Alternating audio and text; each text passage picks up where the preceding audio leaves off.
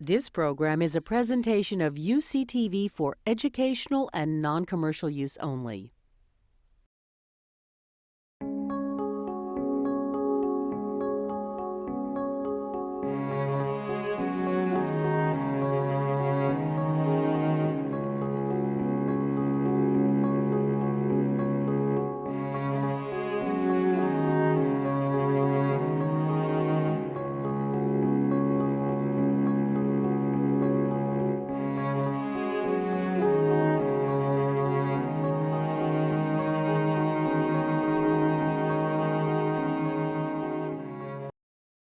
Good evening, everyone. I'm Amy. I teach conflict resolution here at the School of Peace Studies, and I am one of the co-chairs of the Greening Borders Conference.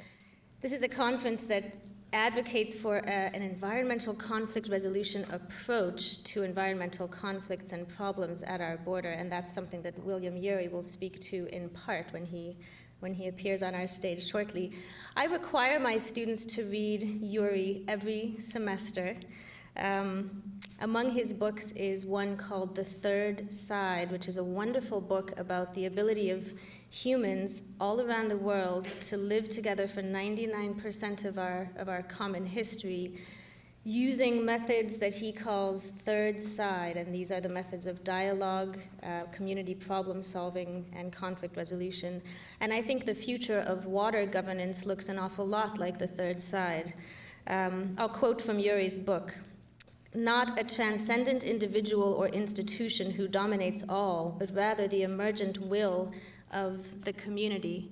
And on our border, that is a transboundary community. That is a community that consists of two countries, two states, indigenous peoples, tribal governments, business interests, concerned citizens, environmental advocates, landowners, public interest lawyers, you name it.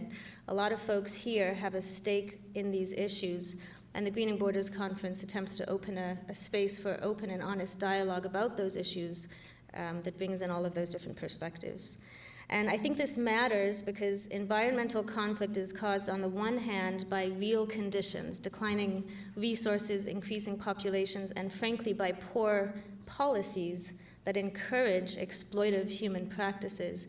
But it is caused on the other hand by disagreements between different interest groups, between different stakeholder groups on how best to manage those conditions. So a green, healthy, resilient border is one that wages conflict resolution, collaborative problem solving, deliberative face-to-face discussions that include diverse and conflicting perspectives. For the next 2 days, we'll be talking about structures that protect our border region, but these will not be walls and fences. We will be talking about regional administrative structures that promote this level of problem solving and dialogue. I do hope you'll consider joining us for the remainder of the Greening Borders Conference, which began today but extends through Thursday and Friday. And now it's my pleasure to turn the floor over to Milburn Line, Director of the Distinguished Institute for Peace and Justice. Thank you.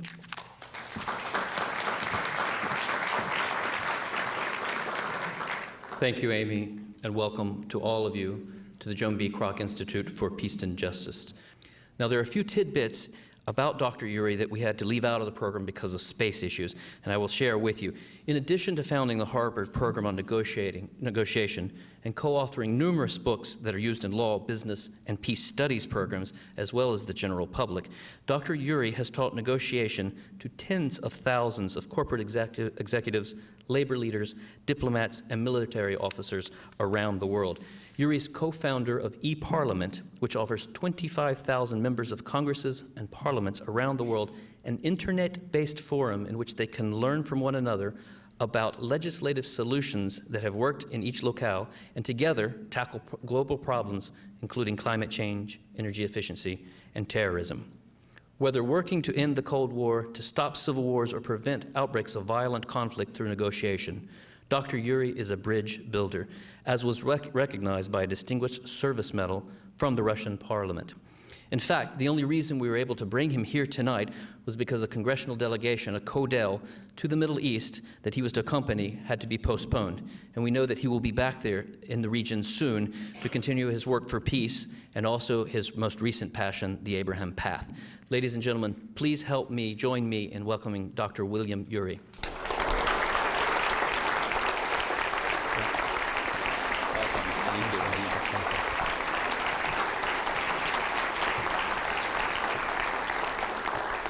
Well, it's an enormous pleasure for me to be here this evening, and I really want to express my deep gratitude to the Institute for Peace and Justice, to the School of Peace Studies, to Mrs. Joan B. Kroc for this opportunity and this privilege to be with you.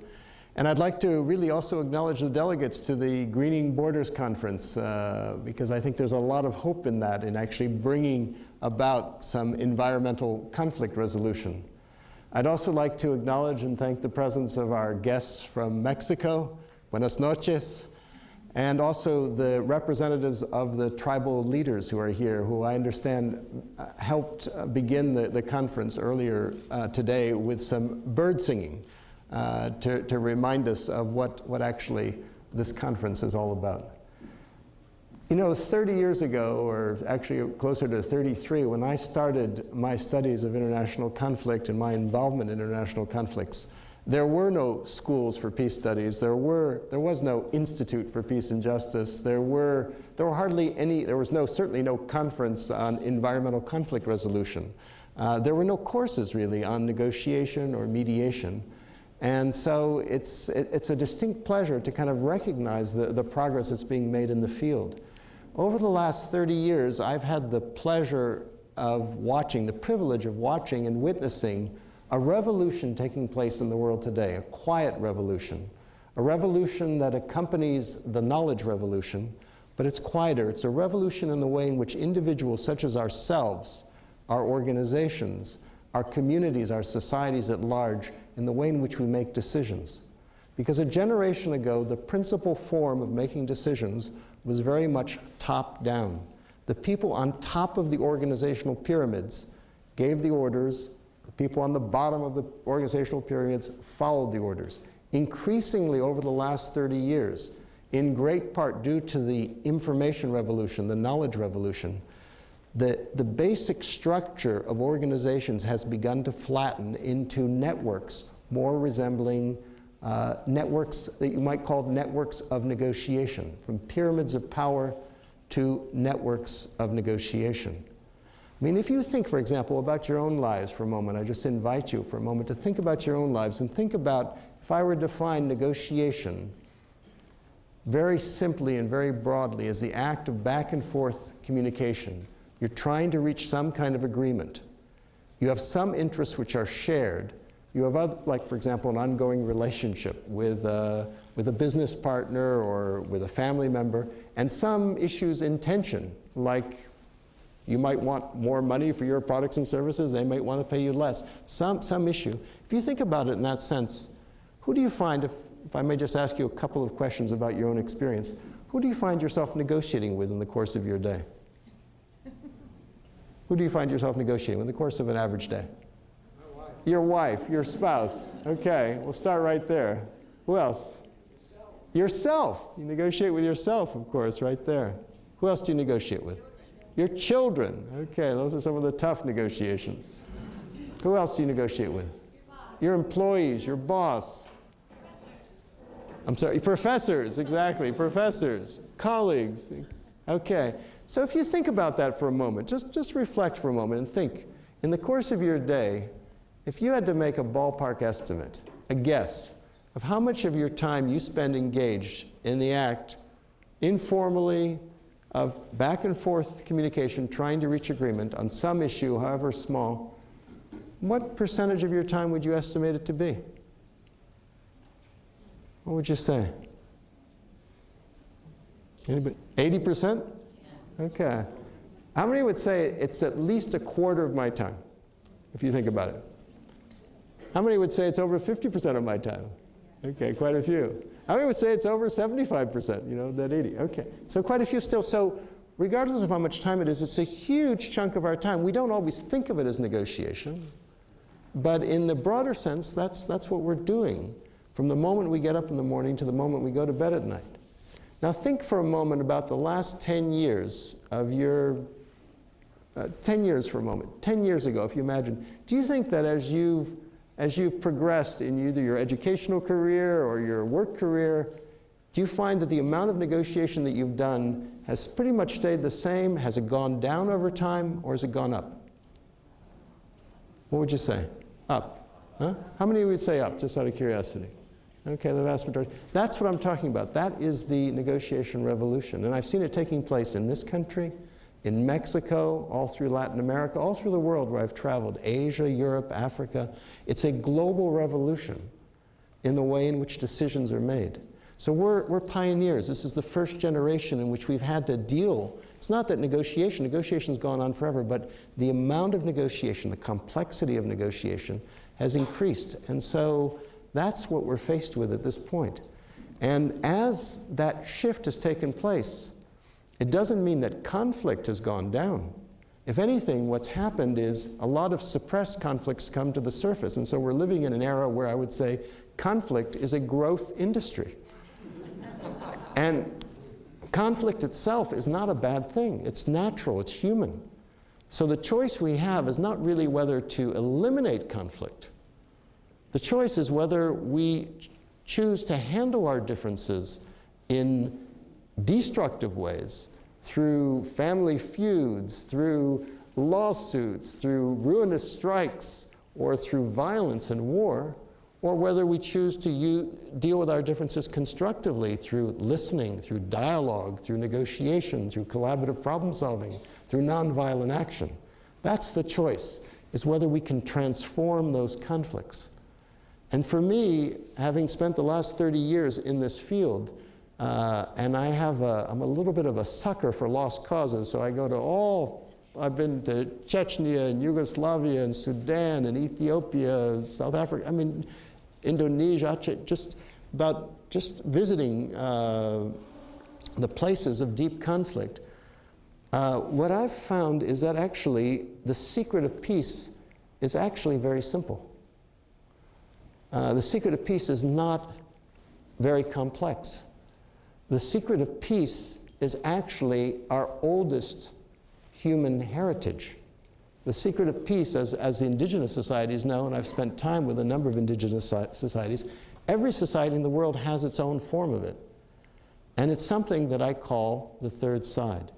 What is the third side? The third side is basically us. It's the community of people, the friends, the allies, the neighbors, the people in conflict themselves who constitute the whole. Their ability to circle around, like this conference right now on greening borders is circling around, is convening a community of the voices, a lot of voices that haven't been properly heard, properly respected, whether it's voices of indigenous groups, whether it's voices on both sides of the border, whether it's voices of environmental groups, civic groups, voices of businesses, bringing all of them together in a community. And I watched this happen. For example, I spent some time many, many years ago with a group of, or several groups of San tribesmen, the so-called Bushmen in southern Africa and in Botswana and Namibia, who were still practicing the vestiges of the lifestyle that was really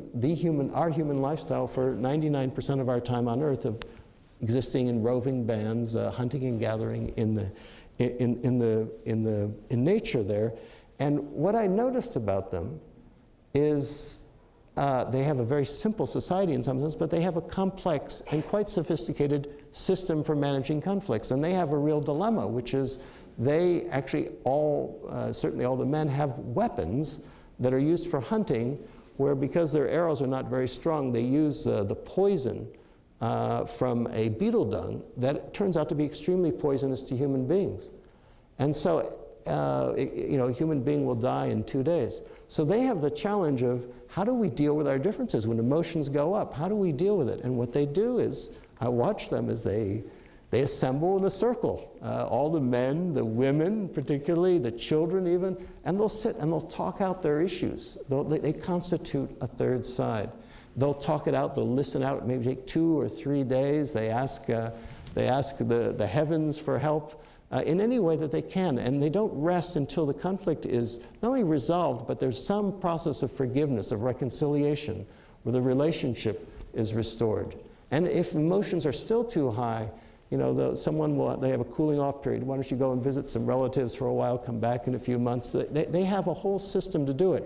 When emotions start to go up in the society, everyone's got an ear to it. Someone goes and hides the poison arrows out in the desert. And that's what happens, and I've seen that happen among every indigenous society. In fact, every society really has these ways of convening the community. And as I looked at in much more, much larger and complex societies like South Africa, when I began in this field 30 years ago, the impossible conflicts were South Africa, the blacks and whites who were going to fight forever, civil war forever. Northern Ireland, Catholics and Protestants were going to kill each other forever. The Cold War itself, the Berlin Wall would be there forever. And I watched as all of those conflicts previously considered impossible, in fact, yielded to patient, persistent negotiation and the transformation of the conflict. It doesn't mean the conflict ends, but the way in which the conflict is handled. The conflict in Northern Ireland, for example, hasn't ended, but it's been transformed from violent means to peaceful democratic means. And that's really the opportunity that's available for all of us. If I might just share one story that came to me a number of years ago, at a time when there seemed to be more promise for negotiations in the Middle East, I was invited to Israel and Palestine to spend some time talking with Palestinian and Israeli negotiators and sharing some experiences. And at one point I was asked if I would also facilitate a meeting of Palestinians and Israelis who wanted to convene to form a network of community mediators to address disputes among adjoining communities. And it wasn't easy for the organizers to find a place where the Palestinians didn't have to cross police lines and so on, but they found an ancient monastery there on the Green Line, the line dividing Israel and the Palestinian lands and so the Palestinians came in one door, the Israelis came in another, and there was quite a large group, not quite as large as this group, let's say 80 or 90 people. And right in the front row, one of the Israelis was in full police regalia, and he had a huge weapon with him. And I could tell that it was making our Palestinian colleagues uncomfortable. But no one wanted to say anything.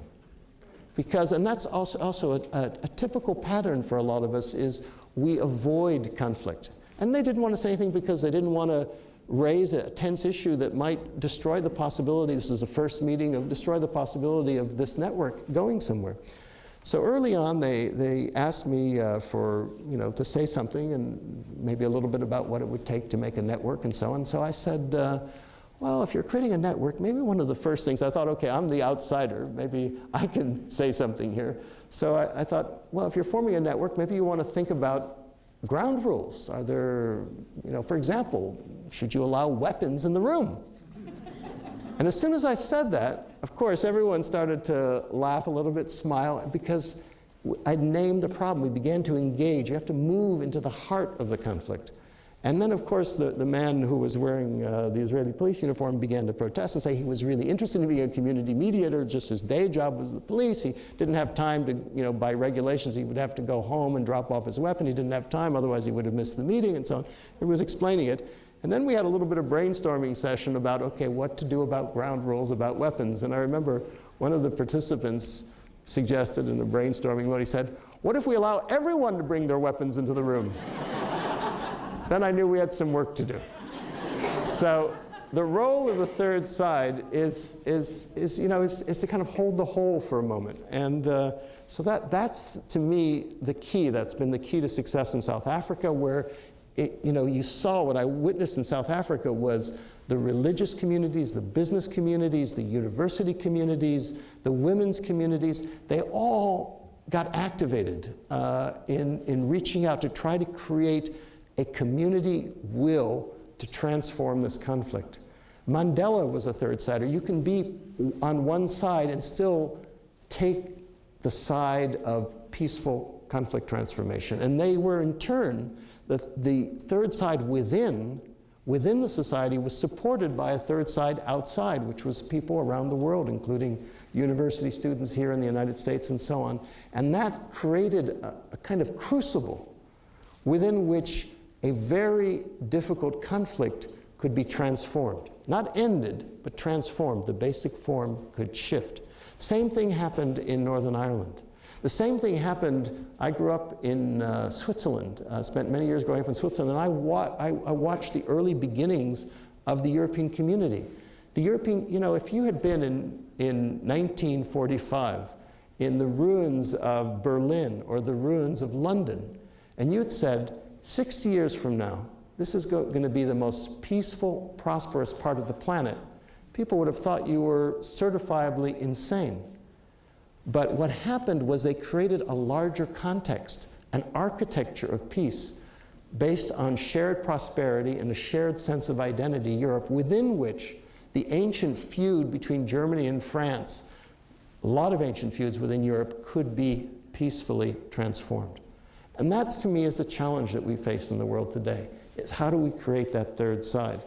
And what I'd like to do, given that this meeting is also part of the Greening Borders Conference, is I'd like to share with you just a few, maybe 4 third side practical tools that I've found very useful for changing the game from confrontation to cooperation. And the very first one, actually, interestingly, as I kind of reflect over the last, since the time actually that Roger Fisher and I and Bruce Patton collaborated on getting to yes, the thing that probably struck me most is the single biggest barrier to us accomplishing what we want in a negotiation is actually not, as we often think it is, the other side. It's not that difficult person or that difficult group. It's actually the single biggest barrier to us accomplishing what we want is right here. It's ourselves. It's in our own human tendency, all very natural tendency, to react, to act without thinking. As Ambrose Bierce once put it, when angry, you will make the best speech you will ever regret. And that happens time and again. I've seen, even though negotiation is supposed to be goal-oriented behavior, we lose it, and it's very natural, particularly because the issues are tough, the emotions are high, and to me, the key ability, the foundation third side ability, and the foundation negotiation ability is in the ability to step back for a moment. And I like to use the metaphor of almost like you're negotiating here on a stage. Part of your mind goes to a balcony overlooking that stage where you can get some perspective. It's the skill that academics would call perspective taking, the ability to step back for a moment, find a place of calm and perspective where you can see the big picture. So that, for example, in this conference right now on greening borders, one of the great things is they've taken a step back and they've assembled many players, many voices that aren't normally heard on the issue of the Tijuana watershed. The ability to say not just who's at the table, but who's not at the table, who needs to be at the table, who needs to be involved, remembering that if people are not involved in the process, you cannot expect them to approve of the product.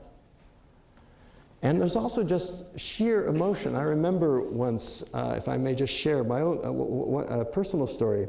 Some years ago, I had been invited by President Carter to see if I could be of assistance in the emerging conflict in Venezuela between the president, Hugo Chavez, and his supporters, the Chavistas, and the people who wanted him out of office. There had recently been a coup d'etat.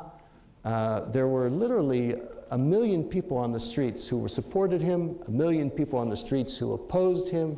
There was violence, and there was widespread concern in the international community that this situation there was going to tip into a civil war, not unlike the way in which civil war tragically started in its neighbor Colombia 40 years before. And I was involved trying to, they at first asked, can we activate the third side here? Can we build a kind of community?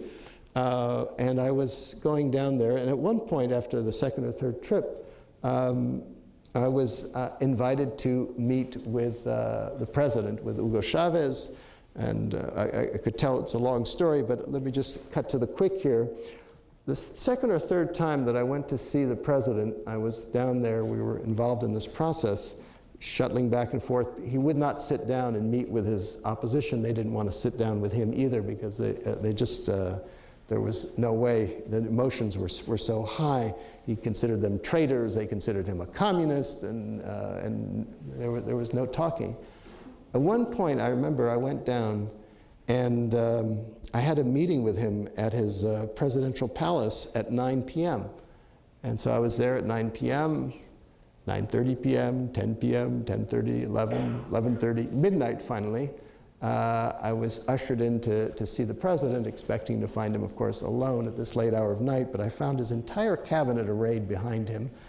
And he asked me how things were going, and I said, well, I've been talking with some of your government ministers, and I've been talking with the opposition leaders, and it seems to me we're actually making some progress here in diffusing the crisis a little bit. And then he just, I don't know whether he was doing this deliberately or it was just what happened, but he lost it, and he leaned into me and proceeded to shout at me, saying, you are a fool, you're being totally fooled by, you're naive, you're not seeing what the opposition is doing, they're engaged in all these dirty tricks, and I mean, literally all these attacks, and he was about maybe, I would say, less than 6 inches away from my face, and he proceeded to shout at me for, I would say, 45 minutes. And in front of his whole cabinet. And of course, you know, if I think about what was going on for me, I was thinking, I was getting defensive. What do you mean? I'm not so naive, you know, I saw, you know, this. But that's what's going on inside you. But I was in danger of falling off the balcony. But I remembered several months earlier, I had been talking with a friend of mine from Ecuador, actually, from the Andes, who'd said, you know, Bill, if you're ever in a tense situation, let me teach you a little technique. He said, just pinch the palm of your hand. And I said, Hernan, what do you mean, pinch the palm of my hand? He said, yes, just pinch the palm of your hand, and it'll give you a little tiny bit of pain, but it'll keep you alert. So in that moment of need, I decided to pinch the palm of my hand as a way of going to the balcony and saying, do I really want to get into an argument with the president of Venezuela? Is that going to advance what I'm here for? And I realized it wouldn't, so I just thought, okay, just listen, be patient, whatever. So I just listened, and after a while, although it turned out to be a great while, President Chavez finally, at the end, just his shoulders kind of sank a little bit, and he said to me in a kind of weary tone of voice, he said, so Yuri, what should I do? And then that was my moment, because the thing is, when you're dealing with someone who's in a highly emotional or angry state, it's virtually impossible to use reason with that person. You're just wasting your time. It's like beating your head against a stone wall. You have to wait until the right time. And of course, by listening, so that was my cue that he was open. And then my suggestion actually was that the entire country needed to go to the balcony for a moment, because it was just before Christmas. The previous Christmas had literally almost been canceled because of the conflict. And the whole country needed a truce, a kind of collective time just to cool off for a moment, and then they could resume the conflict if they liked in January. And he thought it was a very good idea, and then he started to get very chummy with me and said, yes, and over Christmas maybe you should come traveling with me in Venezuela. I'll show you the country. But then he thought, but you're neutral, maybe that won't be so good for you because you're a mediator. But he said, but I'll give you a disguise. And but in any case, so it was just, to me, what it illustrated was one of the greatest powers that we have is the power not to react. The power not to react. And that's what balcony is. It's about focusing on what's truly important. So that's the first skill, having that focusing and having that big picture perspective. That's key. The second, which was also I tried to use in that incident, which is simply the ability to listen. I mean, it may seem very simple and obvious, but most people associate negotiation with talking. And we talk, and we call them talks, and that's what newspapers call them. But to me, negotiation is much more about listening than it's about talking. Because the key skill that you need is the ability to put yourself in the shoes of the other. Because if you think about it, negotiation is an exercise in influence. You're trying to change the other's mind. How are you going to change the other's mind if you don't know where that mind is right now? And so if you observe the behavior of successful negotiators, you find that they listen far more than they talk. It's about listening, and it's about respect. Those listening and respect are probably the cheapest concessions you can make in a negotiation. They cost you nothing, but they mean everything to the other side. And so it's just, to me, it's funny, but it's like,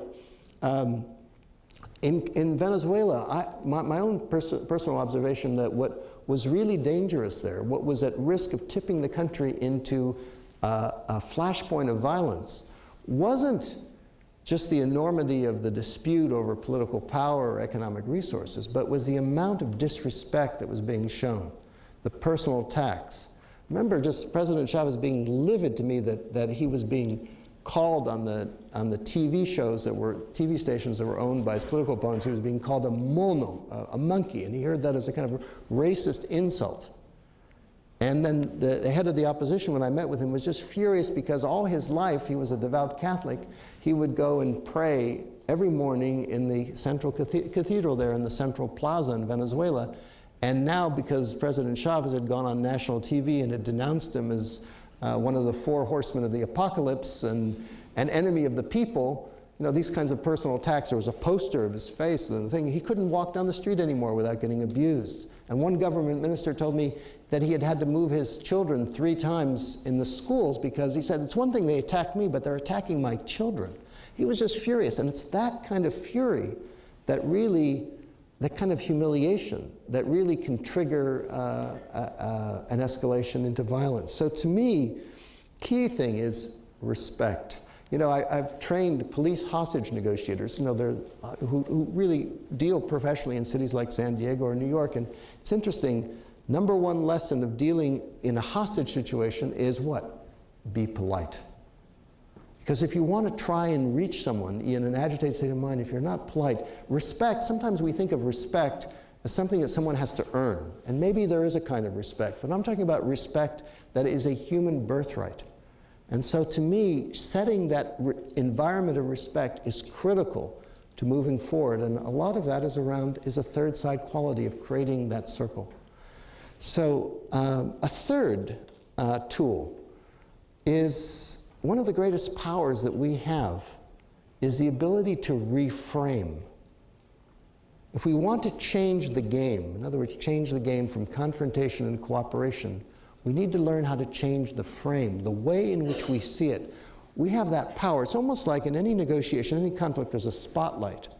And that spotlight can be where it often is in conflicts, which is really on each side digging into their positions, the things they say they want.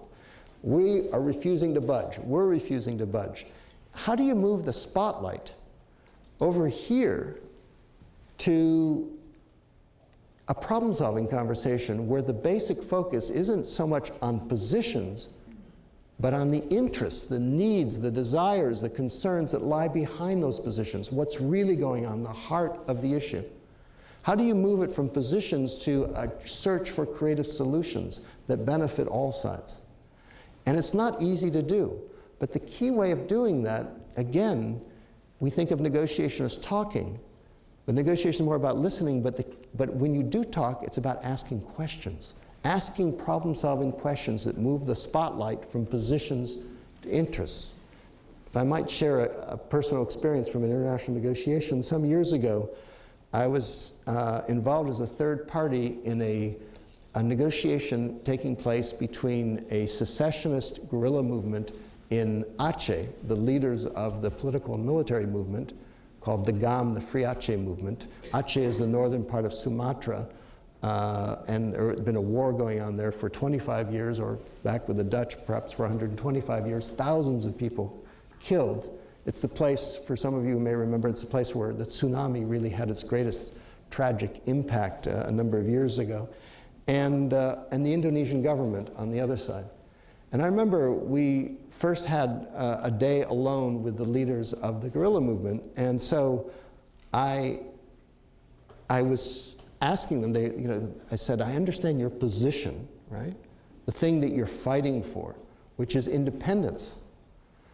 Please help me understand your interests.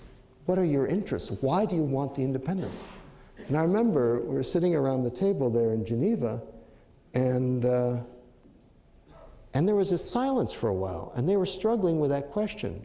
And the truth was that they knew what their position was, which is what we often do. We know what our position is, what we're fighting for, independence. But sometimes we haven't really thought through what our interests are. Why do you want the independence? Because I was asking, is it economic reasons? Do you want control of natural gas resources? Is it political control? Is it cultural autonomy that you want your kids to go to school in the right language? Is it you want a seat in the UN? What is it that you actually want, and what's the priority? And once we talked that through, it was interesting. Once they were able to identify and get a little more clear about what their priorities were, then the question was, okay, how much is warfare going to help you in advancing your interests? How likely are you to be able to do that in the next 10 years? And they could easily acknowledge that, in fact, given the balance of power, they were unlikely to meet those interests in the next 10 years.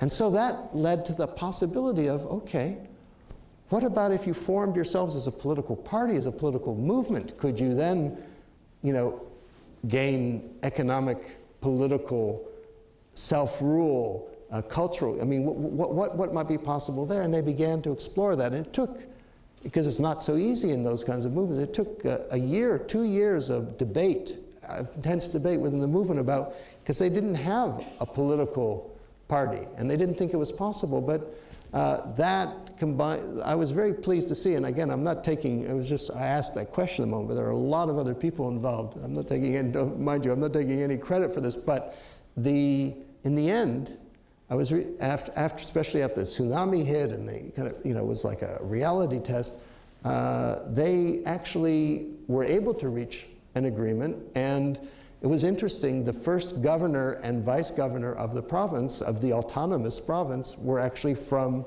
were members of the guerrilla movement. So again, the conflict didn't end, it just changed shape by changing the frame, asking, focusing on the underlying interests behind the positions, looking for creative options. And then the fourth tool I'll mention is, once you've done that, is the tool what I call it the golden bridge. And that is, comes from a Chinese strategist, a military strategist of the 5th century BC, Sun Tzu, who wrote a book called The Art of War. But he talked about the importance of building your opponent, as it were, a golden bridge to retreat across. In negotiation, I would reframe that as a golden bridge to advance across, for both of you to advance across. In other words, what often happens in difficult conflicts is we think when we've got an idea, we tend to push.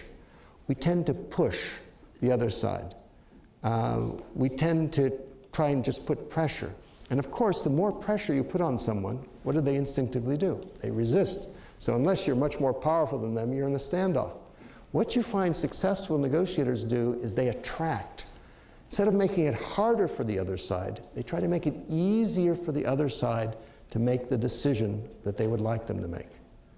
And it's almost as if your mind is here in a difficult negotiation.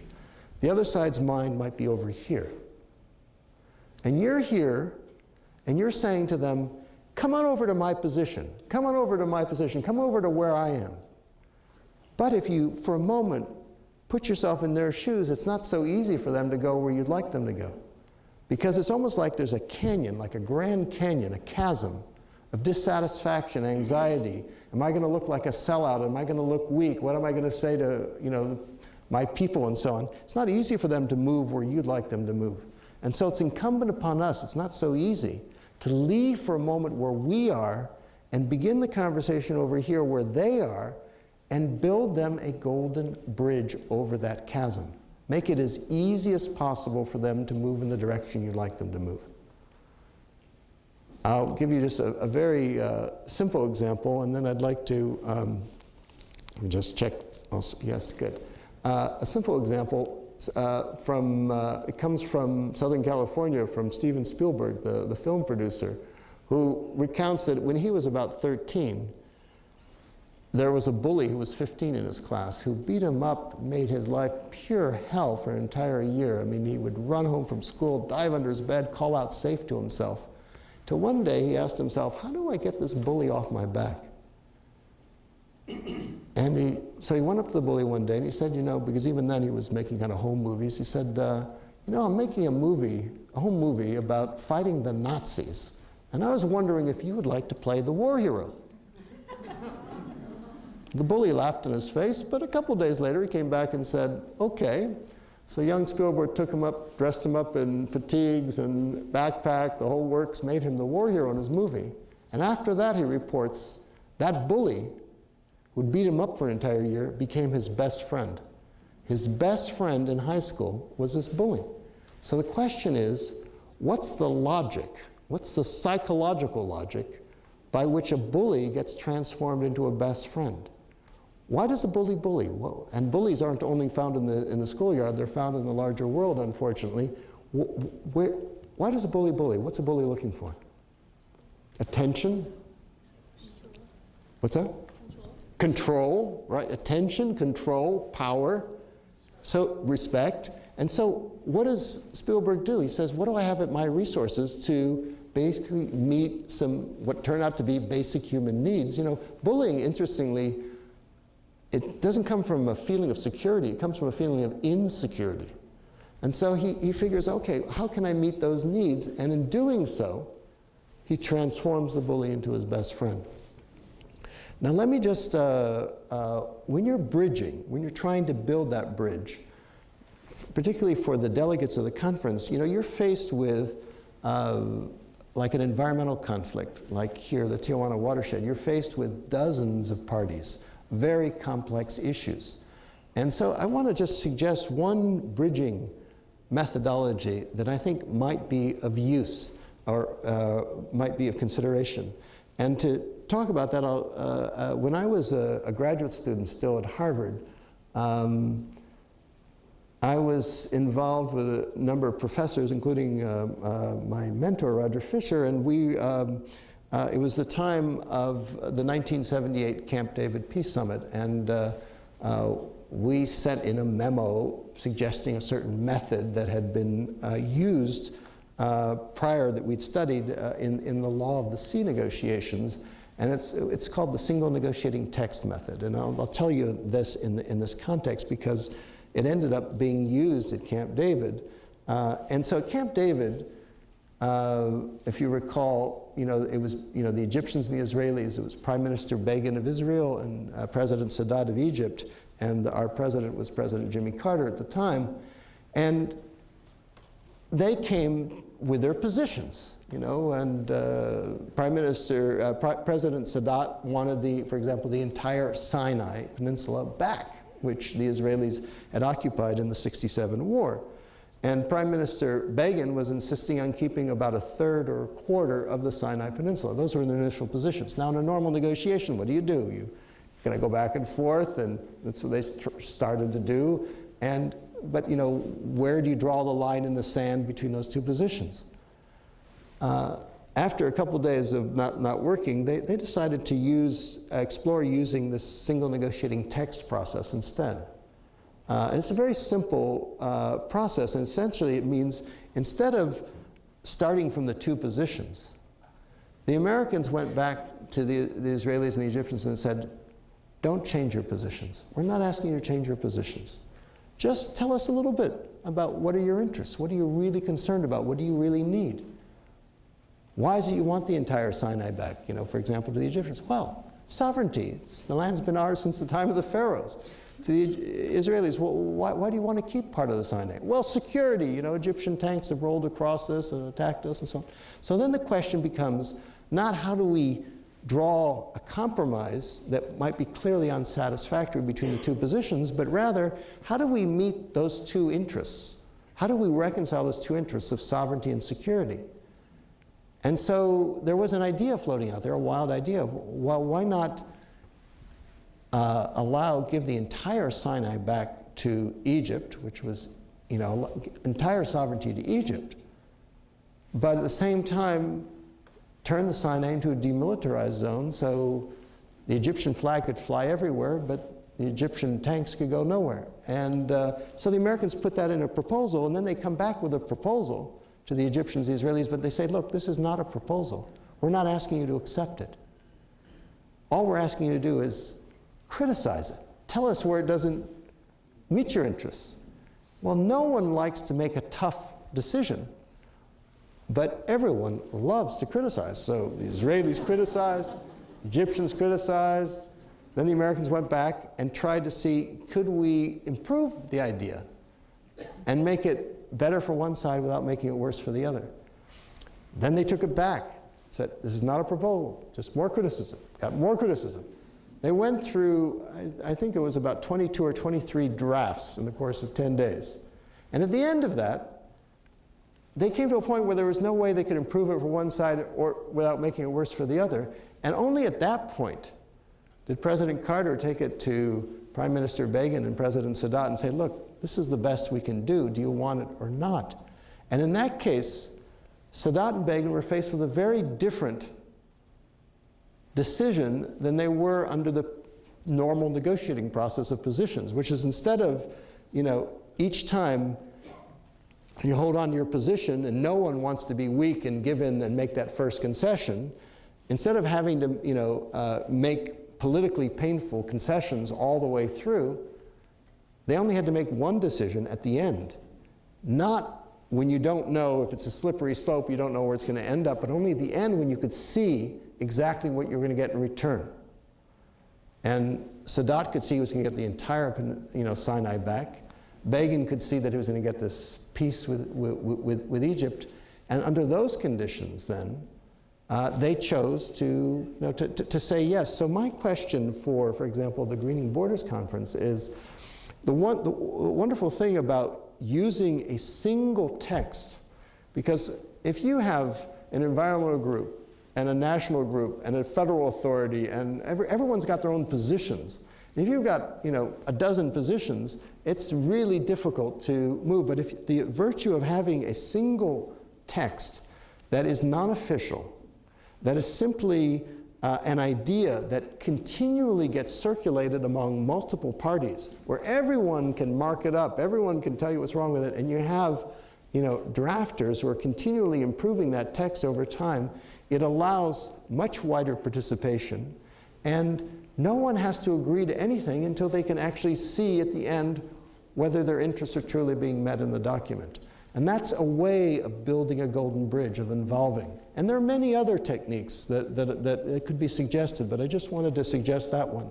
So those are just 4 techniques, four third side negotiating techniques to think about. The balcony, which is perspective taking, listening and respect, which is often empathy too, reframing, the power of reframing, and the power of bridging. And I would say that the third side, in a sense, what it does is it allows people to find common ground. Actually, if you think about it, the third side is common ground. It's the sense of the whole. And early on in my career, I was very passionate about the question of seeing whether we could find a way to reduce the risk of nuclear war between the United States and the Soviet Union back in the 80s, when there was a lot of talk about a winnable nuclear war. And so what I discovered is, okay, you move into the heart of the conflict and you look for where is that common ground, even among people who radically disagree about everything else. And in that particular case, what I was looking for, and my colleagues were looking for, was that, where's that common ground? And what we found, it actually, interestingly, was that no matter whether you were a dove or a hawk, whether you were Soviet or American, there was one thing everyone could agree upon. No one wanted an accidental nuclear war. Just by definition, no one wants an accidental nuclear war. No one wants an inadvertent nuclear war. And yet that probably was the greatest danger. And so we started to work on that and developed with members of Congress and so on some centers, nuclear risk reduction centers, to reduce the risk of nuclear war, where Americans and Soviets, Moscow and Washington. And it was interesting to me that that idea, those nuclear risk reduction centers, which a group of us were working on, interestingly enough, became the very first agreement that President Reagan and General Secretary Gorbachev were able to reach in Geneva. Now, let me just come for a moment to to the Middle East for a moment, which for most of us, and for anyone who's involved in conflict resolution, it's the most frequent question you got. Okay, you're in the conflict resolution business, what about the Middle East? You know, it's the conflict that receives the most attention around the world. And it's widely held and regarded as absolutely impossible. And what I'd like to suggest is that maybe it isn't. I've been observing and a close student of that conflict for over 30 years now, and it's stuck for sure. But where is that common ground? And this is the genesis of a project that I've been working on, which is to try to unstick the conflict by coming at it from a completely different angle, which is to look for where's the common ground symbolically in the story, which of course is in the figure of Abraham, from whom everyone traces their descendants. 3.5 billion people on the planet trace the origin of their spiritual tradition to the story of Abraham. But it's not just tracing it to a single figure, but it's to a figure who represents, whose basic message is that everything is one. Confirmed by modern science, of course, that everything is connected, everything is interconnected, all is one. And whose basic virtue is kindness towards strangers, is hospitality. And so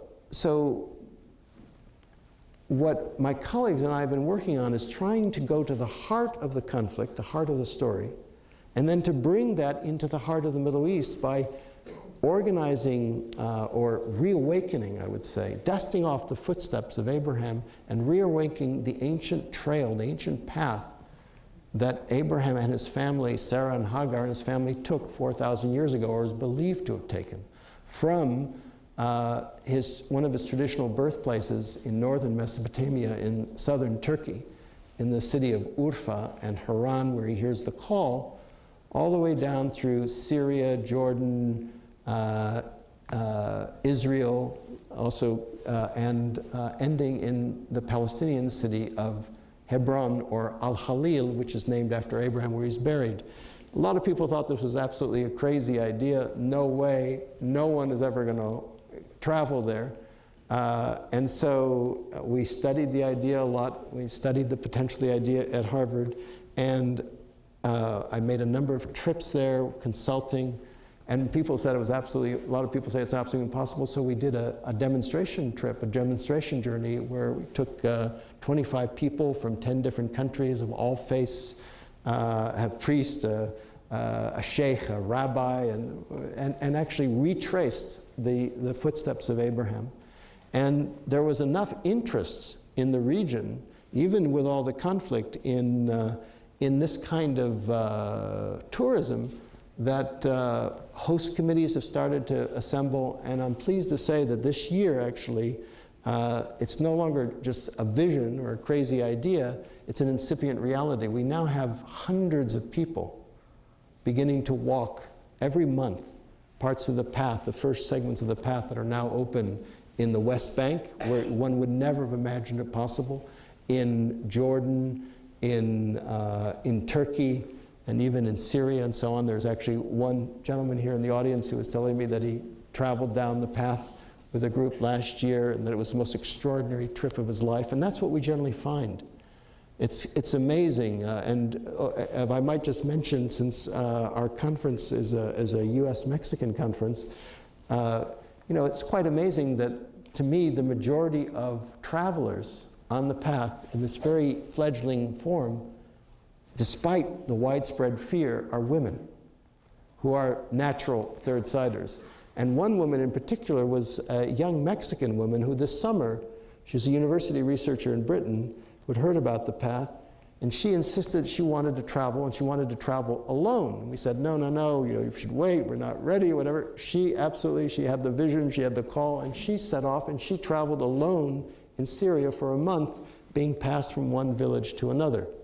So it's starting to happen. I invite all of you, because the path is actually created by people walking. As in the words of a Spanish Civil War poet, Antonio Machado, who said in one of his poems, he said, "Caminante, no hay camino. Se hace camino al andar, which means traveler. There is no path. The path is made by walking. And so the path is emerging as people begin to travel, and as any path is. And it's emerging as the hosts in these villages, because there's incredible, what you discover when you travel to the Middle East is our perception is hostility. But the reality when you are in those villages is hospitality. And the difference, if you think about it, between hostility and hospitality is the word pita, which is like pita bread. And that's what happens, is you share. And that's what Abraham signifies, of course, is hospitality. So I invite you to consider co-creating the path by traveling the path and participating. Let me just end, if I may, by saying, as you can tell, I am, perhaps can tell, I'm an aficionado of peace. And I honestly, despite having spent time in many, many war-torn areas, still believe that conflicts can be peacefully transformed. And I'd like to share with you just one last story from the Middle East, one of my favorite stories about that sums up to me what this is all about. There's a story about a man who passed away and left to his 3 sons as his inheritance 17 camels. To the first son he left half the camels. To the second son he left 1/3 of the camels. And to the youngest son, he left 1/9 of the camels. Well, the 3 sons tried to divide 17 by 2 and by 3 and by 9. It doesn't divide by 2 or 3 or 9, and each wanted more, and they started to get into a conflict, and temper started to rise, fraternal relationships started to get strained. So finally, in desperation, they went and they consulted a wise old woman. And a wise old woman, a third side, as it were, she thought about their problem for a long time, and finally she came back and said, well, I don't know if I can help you, but at least if you want, you can have my camel. So the 3 brothers said, okay. They took her camel. That meant they had 18 camels. 18 does happen to divide by 2. It happens to be 9, and 18 does divide by 3. 18 divided by 3 is 6, and 18 divided by 9 is 2. So 9 and 6 is 15, plus 2, 17. They had 1 camel left over. They gave it back to the wise old woman. Now, if you think about that story for a moment, I think it will resemble a lot of the difficult conflicts that we get engaged in. It seems absolutely impossible. Somehow what we need to do is take a step back from the situation, go to the balcony, change our perceptions a little bit, like that wise old woman, the third side, and come up with an 18th camel. And my hope is that the ideas we're talking about, which are actually not new, this is the oldest human heritage, really, of the third side, can be one such 18th camel. And that is why this school of peace is so important, because it is a place to gather the third side. It's why the Institute is so important, why this conference is so important, and why each one of you is so important. Because there's an old African proverb that goes, when spider webs unite, they can halt even a lion. And to me, each one of us has that power to weave a certain web, and together we can halt the lion of war. Thank you very much.